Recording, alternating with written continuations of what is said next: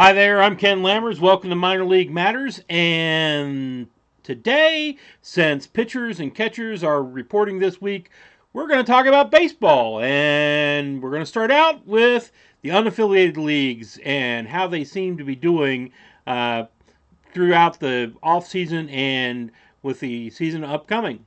So, let's get cracking.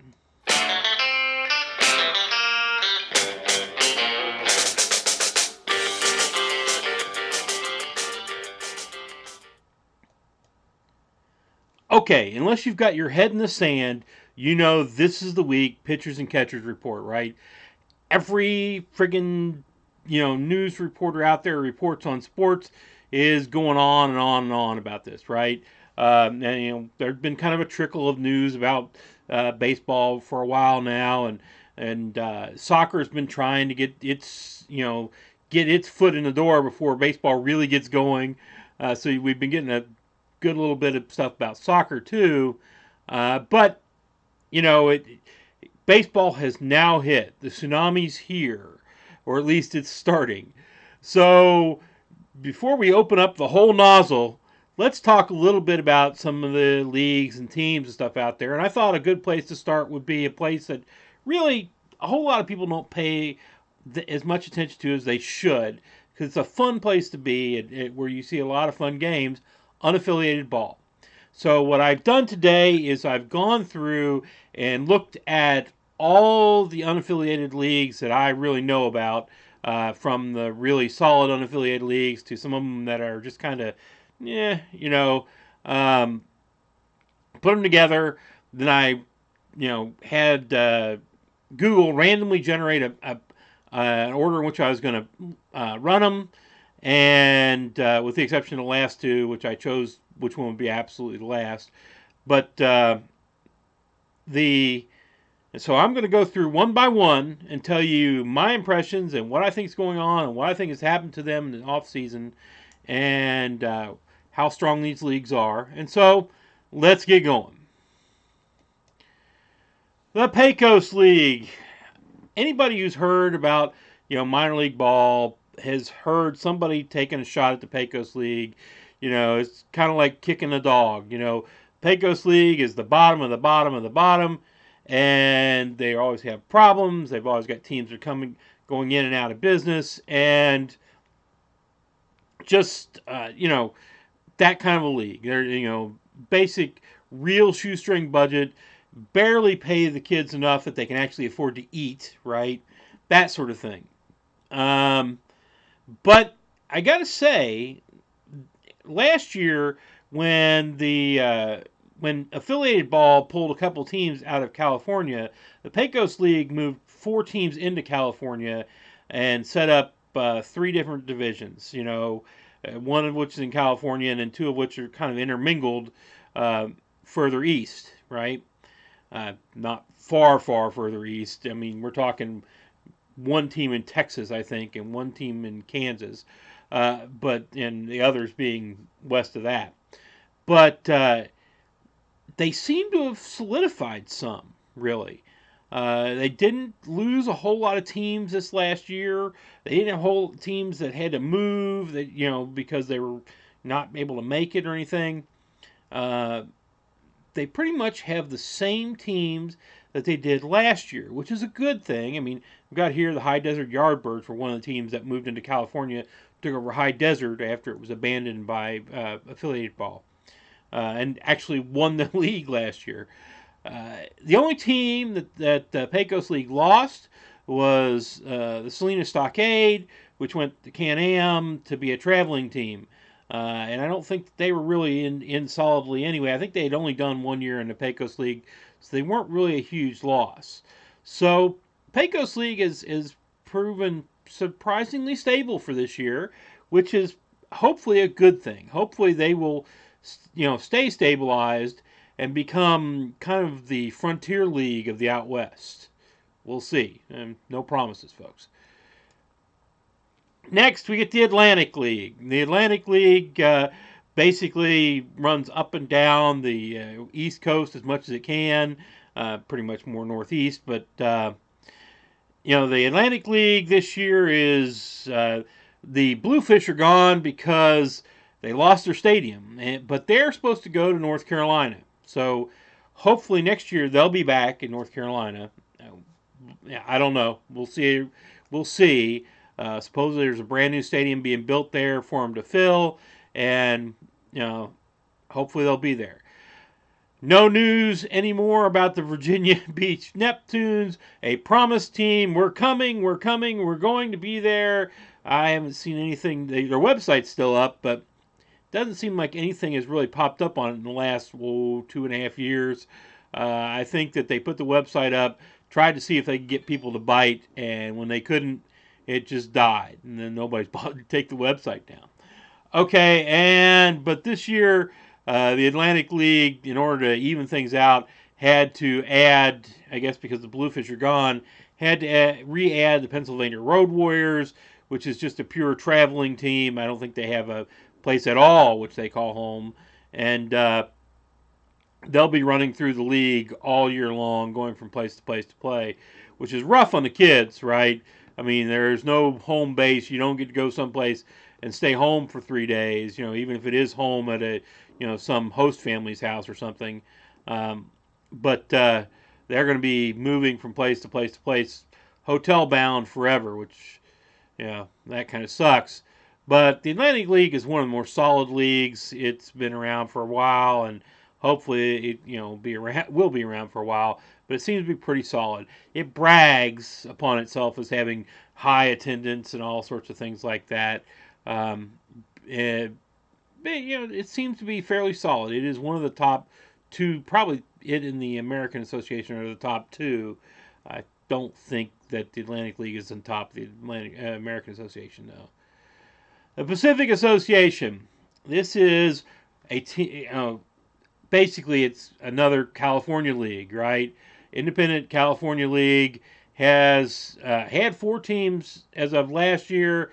This year, it's going to have 5 because the Pacifics are joining them from San Rafael. It's about all I can really tell you about the Pacific Association. It's hard trying to follow anything there, right? Not the best records that show up online. They don't stream anything. It's just, they're out there, but hard to follow. I personally would probably rank them below the Pecos League, but, who knows? Moving on. And the Frontier League. As anybody who knows me knows that I like the Frontier League. It's a solid league that has some interesting ball played in it. I've been to all these teams you're seeing here: the Washington Wild Things, the Lake Erie Crushers, which were one of my favorite games I went to last year, and which I think have a really cool and fun logo. Folks, get online and buy Crusher stuff. If you're somewhere near the Cleveland area, go watch the Crushers play. They deserve your support. It's just fun. Um, and then there's the Evansville Otters, which are the only original team left in the Frontier League and have a really unique old style stadium that you should go watch a game there. They're one of the 2 teams in the Frontier League that still have grass. As everybody else has a rug, which I'm not a fan of, but I understand because they are running on a budget here. Uh, we get the beach bums from up in upper area of Michigan.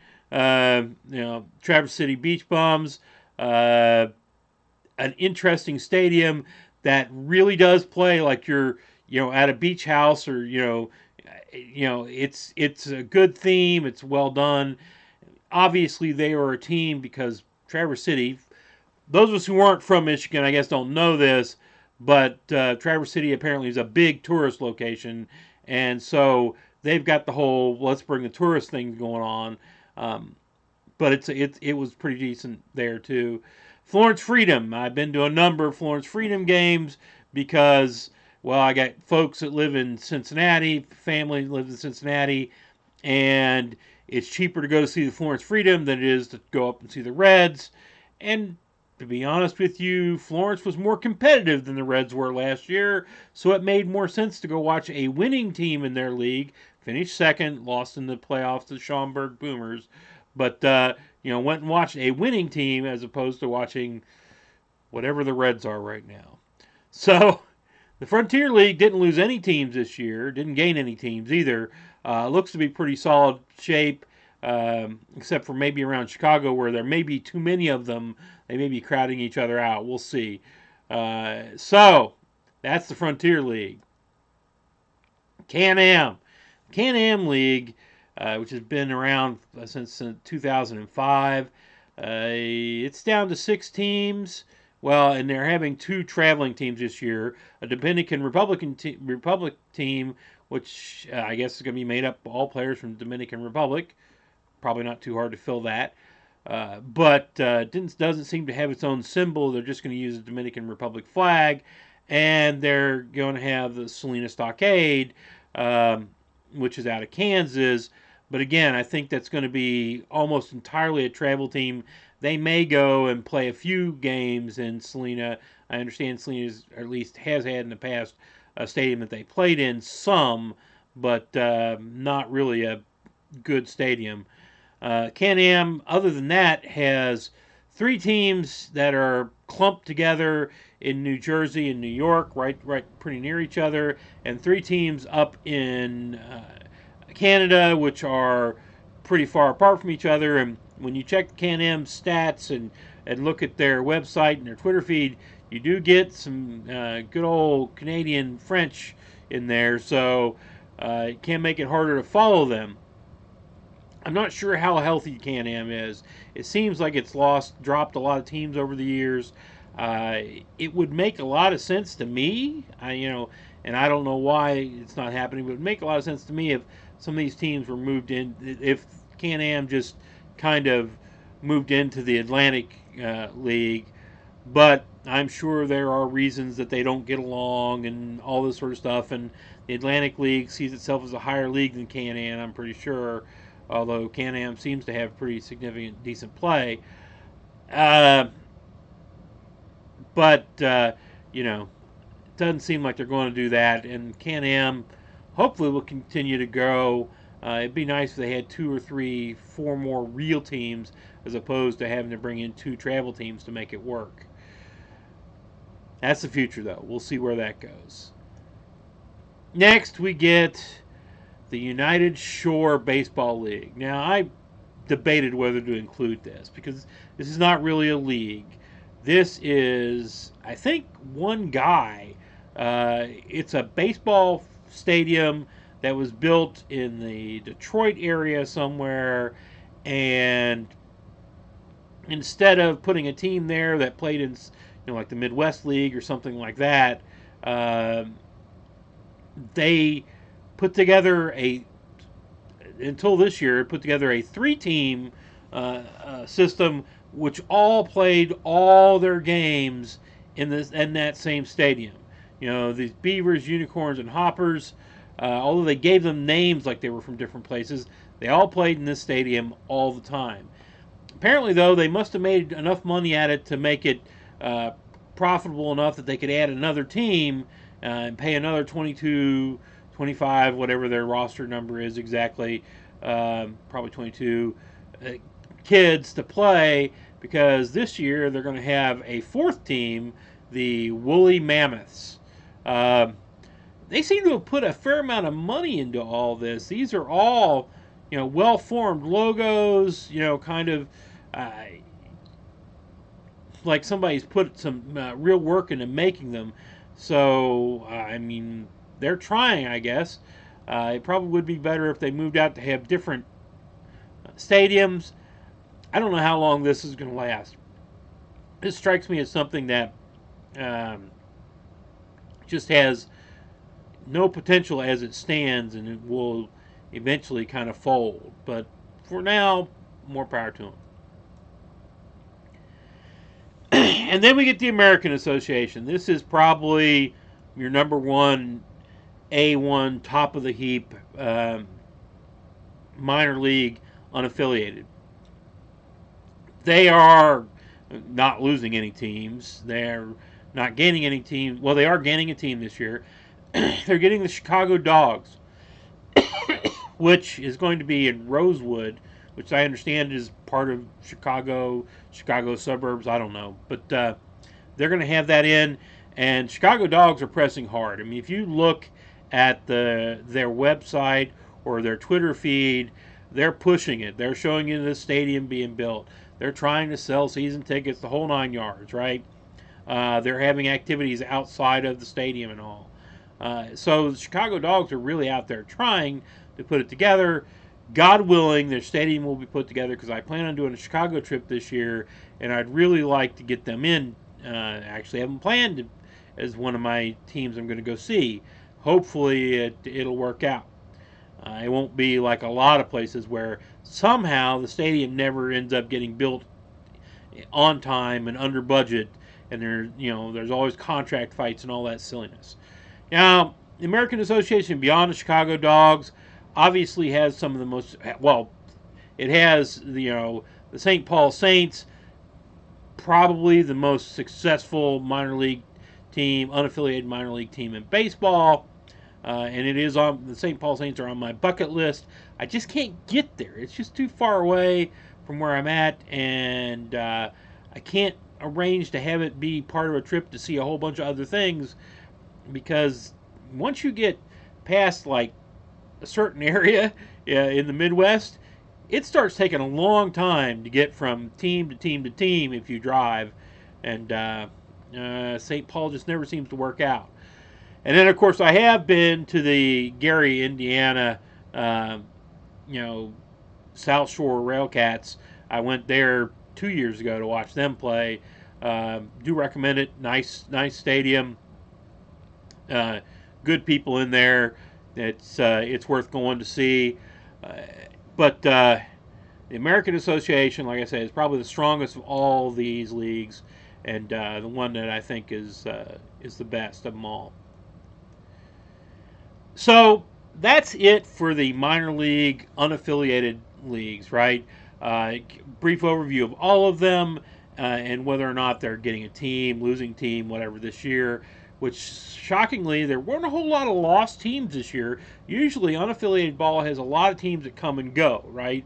And this year, not so much. Even when the Pecos League lost the Salina Stockade, they were just going to CanAm to become a traveling team, which I think they were basically when they were in the Pecos League, right? So, not a whole lot of loss. Minor league baseball is still strong out there. If the unaffiliated teams can be this strong, that tells you how strong minor leagues are, period, across the board. I think it was 48 million people went to see minor league baseball last year. And I'm not sure if that includes the unaffiliated. That might just be the affiliated minor leagues. So it's strong, it's growing, it continues to be a real good family atmosphere for everybody. And I think this year we're going to see another really good year for minor league ball. Okay, so now I'm going to, tell you the same thing I always do. Leave comments down there. I promise I will try to read them. I can't promise I'll answer them because, my boss with a day job, the one that actually pays me a check, kind of expects me to do my work. And so I don't have a whole lot of time for that. Otherwise, you can get a hold of me or watch my Twitter feed at LammersK on Twitter, LAMMERSK, or you can actually go to the blog that I do that's also Minor League Matters, www.minorleaguematters.com. And those are ways you can kind of catch some other stuff that I'm doing. And if you like this one, hit like. If you like what you're seeing around here generally, subscribe, then go watch every single one of these things 9 million times because that's the only way that I will ever be able to monetize this the way YouTube's new rules are. And, beyond all that, I just really got one thing to say. Same thing I always say. Go watch the minor league sports.